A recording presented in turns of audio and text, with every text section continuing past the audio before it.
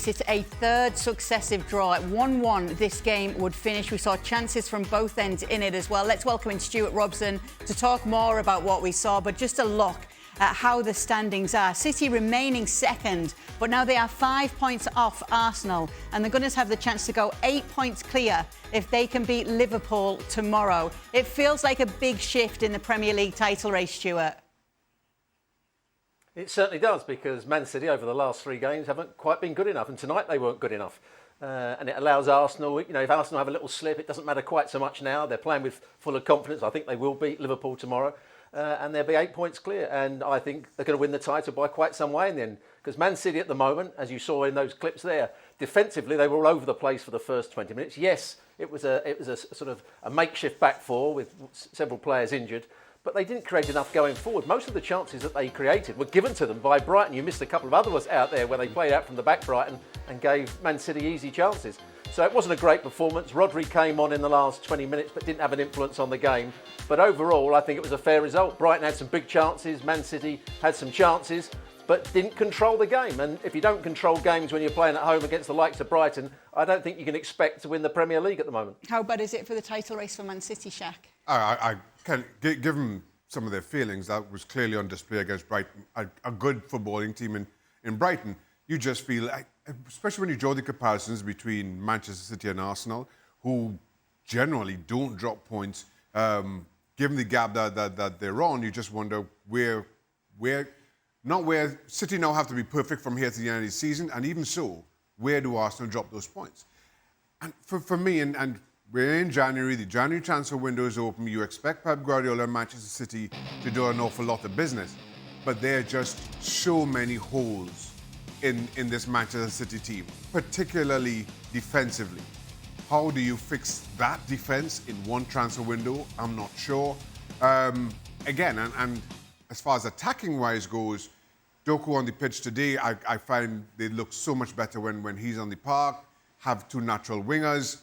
A lot of talk about Semenyo, whether he comes in. As it happens, he played on that left-hand side for Bournemouth today. Maybe having 2 orthodox wingers gets the best out of Erling Haaland yet again. But there's just so much for Pep Guardiola to fix in a very short space of time, and no wiggle room between now and the end of the season. It's gone from feeling, Stuart, as though Manchester City might be putting something together to now these 3 successive draws, and it may be falling off a little bit. Yeah, I think they've had some injuries, of course, at that back four. As I said, it was a makeshift back four, and Kazanov was one of the centre-halves. Alain came in from Watford. He's been out on loan. He was brought back. So that was understandable that they didn't have a good understanding to start with. They tried to play a high line. Nathan Ake, who they're talking about trying to sell, was playing at left-back. And Nunez was playing at right-back. So it's not a particularly good back four. And Nico Gonzalez, once again, failed to really impress and dominate the game, both without the ball and with the ball, and that's why Rodri has to come back and be fully fit. He was much better when he came on against Sunderland. He didn't have the same sort of impact today. And in the front areas, Erling Haaland had his chances today, didn't take them, but he's always going to score. Bernardo Silva playing out on the right-hand side. He can keep the ball, but there's not enough penetration from that side of the field, whereas, as Shaka just said, Doku looks to be the dangerous player at the moment. He's the one that created the penalty, or got the penalty. He actually won the ball back from a cross-field pass initially. So they've got a long way to go at the moment. Reinders didn't have one of his better games.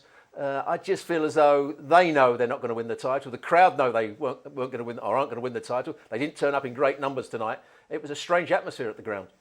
Game winner. Oh, what a way to bow out, Shaka, in that 3-2 against Spurs, late winner from Semenyo. It really was, and all eyes were on him for obvious reasons on that left-hand side, just operates so well. From a Spurs perspective, I thought Thomas Frank's team played well enough. Not I can't say that they were that much worse than Bournemouth. But Semenyo, all eyes on him, and certainly delivered. Again, playing wide as that natural wide player, taking players on is always such a threat. We know about Spurs defensively. Semenyo exposed that, and then very well taken goal, knowing where the space is, finding an incredible finish. Have you ever left a team like that, in that style, Ali? Ali can't shoot from that far. Yeah. Valid point, Shaq. No need for it, though, really. Unnecessary. Unnecessary. I mean, as valid as it may be. Felt like a bit of a swipe, if I'm honest. It seems unnecessary. You come in late, you do whatever you want, Shaq. You just take a shot at me if you will. But it's ideal if you're Semenyo. Who knows how the Bournemouth fans feel about Semenyo leaving? Of course, they're going to be disappointed that their best player is walking out the door. But when you finish your stay at a team like this and you provide the team with a win, then I think it in some ways it softens the blow, but in other ways it highlights what you're letting go and it highlights what's no longer going to be here. For him, ideal. I don't wait to give yourself a birthday present. I've done that. I scored on my birthday before. Oh, nice. Shaq, I've done that before. But to your point, Shaq, well outside my range, that goal. And well taken. I think it's a big win for Bournemouth. And you looked at it from the perspective for Spurs. And you say, well, they play well enough. Well, apparently not. Apparently not. You look at Andoni Areola and what he has been able to do with this team, it really is impressive. What's he going to bring Antoine Semenyo, Robbo, to Man City? Well, as you saw, plenty of pace. He plays on that left-hand side, can come on his right foot and get shots away.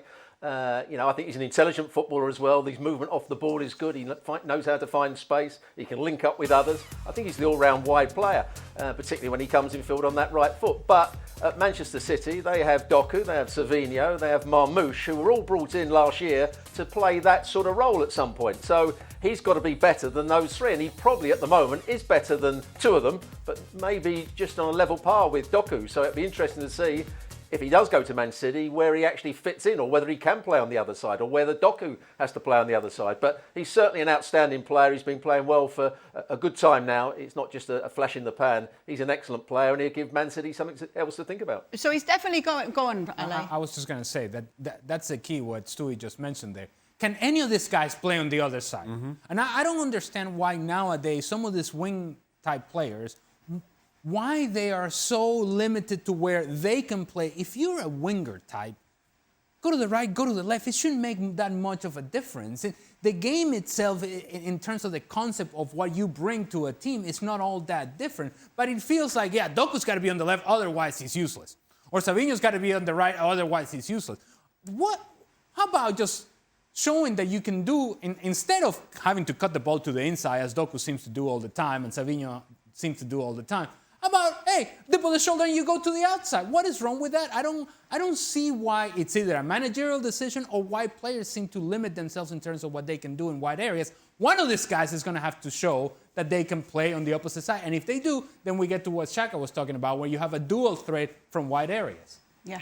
What does his arrival do? What impact will it have on the title race, if any? Well, on the title race, as we see it now, not much. I mean, it gives Arsenal more to think about, but I still think it'll take an almighty collapse from Arsenal for City to get themselves back in this. Now, we've seen City been not perfect, but very, very good in the second half of the season. That was City of 2 or 3 years ago. I'm still not sure that City are back there yet, given what you saw last year. But it certainly provides a different option, or it provides a greater threat. And to Ali's point, having two wingers, that doesn't have to be a natural side, especially when you have somebody like Erling Haaland in the middle. You don't have to whip a cross in for Erling Haaland to score for. You just have to stand it up. You could use your wrong foot, stand a cross up, and Erling Haaland would finish it off. So you now have this threat from both sides, regardless of what your preferred side may be. That makes City better, but again, the title race is about Arsenal right now. Not about City, not about what they're able to do in January. It only comes down to whether Arsenal can collapse between now and May. Before we move on from talking about this game, we do need to know, Stuart Robson, if you ever had a farewell that was quite so fitting for any of your clubs. No, absolutely not. No, I certainly didn't. I left Arsenal after being injured for 4 months and had an operation. And then when I came out of the operation, West Ham came in for me, and I was off pretty quickly. And the same happened at West Ham. I went to Coventry when I was actually injured, so I didn't have the farewell that I would have liked, I suppose. The good thing is that he's turned the page. Exactly. Did you score on your birthday? That's the only thing. Did you score on your birthday? That's a good question from Shaka. Did you score on your birthday, Did I Robbo? score on my birthday? I didn't score that many, so I probably didn't score on my birthday. All right. I'm not sure I even got a win on my birthday, but there we go. Again, good things that he's let it go. I know, we should probably move on.